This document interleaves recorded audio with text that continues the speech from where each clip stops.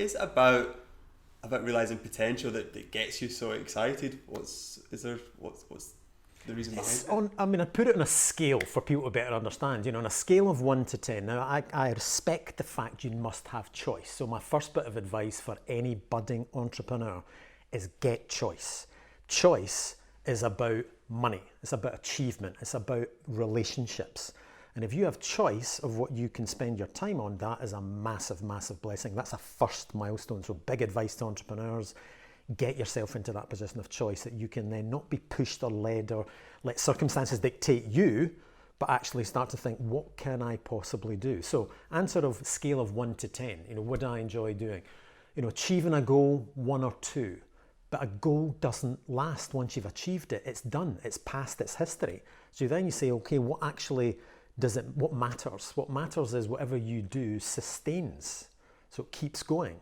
And actually, what I found in business, so my choice at my first part of the career was I'm going to go into other businesses. I'm going to start up a couple. So I sort of concluded I quite like variety, because my first role gave me variety. So I thought I quite like variety.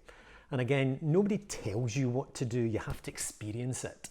And I probably know from my second job didn't give me variety. And I thought, I'm not working in a PLC. It's so restrictive. It just is going to kill any creative thoughts I've got. I'm going to do my own thing, variety of things. And then you very quickly start to look at what is change about. Because when you go into an organization, they want it to be better. They don't want it to be the same. And I think that's indicative of life. Life doesn't stand still. People don't stand still. We grow old. We have different experiences. So you then take the next step to say it's about change. Ideally positive change, because you don't want to destroy something and make it worse. It's positive change. So it's a logical sequence. What is change? Well, change is, there's no point in doing it if it then reverts back. So I'd go into a business, I'd sort it out, and I made the mistakes. I am world class at making mistakes. I'm absolute world class at knowing what doesn't work. In fact, I'm world class on failure, I think is the best way to describe it. And I'll touch on failure later and what that means.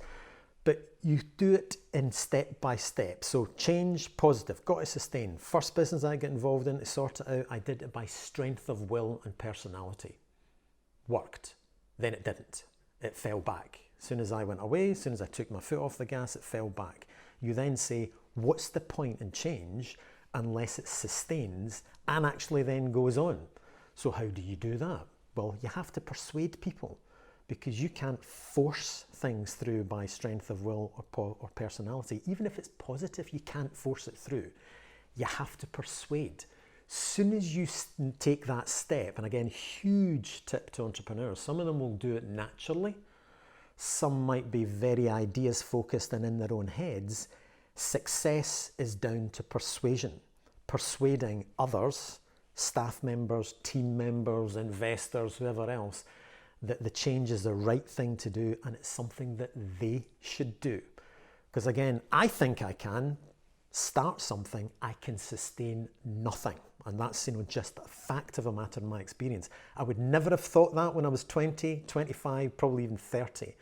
When I started to lose my hair in my 30s, then I really did have to accept changes happening irrespective of whether I like it or not. Persuasion is the thing. That step then, you come out of your own head and start to think about, what are other people thinking? What are other people doing? How can I persuade them to take on the right things, to take the right decisions? The next logical step is, well, I need to then help them take the right decisions. I need to then train them. I need to share my experiences. I need to let them experience the stuff that I know works. And that's how it evolves. So it evolves from I start, we sustain. It then evolves into, how do I understand people? How can I work with people? How can I really get into their heads to try and persuade them that this is the better version of the future that really means something to them and it'll impact them. So for me, it's been evolutionary. But ultimately, success, and this is the big challenge I had in a business sense, is success is really judged 2 years after you've left. That is really, really, really hard. And ultimately, success is judged as whether the team take it on further. And again, in my experience, the first half of my career definitely did not hit that standard at all. There was success, companies made money, teams did their things, but did they really move on to the next level? One or two of them did, but not as many as I would like. Second half of my career, definitely different, because I was very focused on actually these things need to sustain. They need to go beyond me. It needs to be much, much, much better. After I've left, in fact, not quite celebrating the fact that I do leave, but after I leave, it needs to be better. And in 3, 4, 5 years' time, I want it to be 10, 100,000 times better. That for me is success, because I know I've just contributed to it. But it's like any one individual cannot do everything. You know, that's the challenge and mistakes I see some entrepreneurs making, is it becomes about them.